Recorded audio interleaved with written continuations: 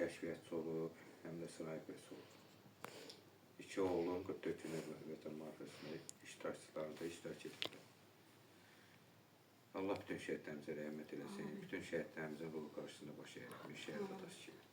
Allah rəhmət eləsin. Qalan qardaşına da ömür versin, can sağlığı versin ki, biz də necə deyim, oğlumuzla, qızımızla heç olmasa onlara baxaq, könlümüz açılsın yəni belə. Sağ olun qızım. Çox sağ olun, var olun. Yəni Allah ətədər bir daha şəhidlərimizə rəhmət eləsin. Amin.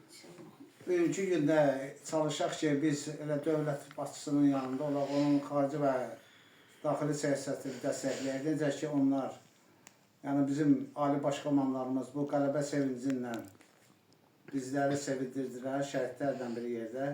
Yəni bunlar doğrudan da tarix yazdılar. Bəli, bütün bu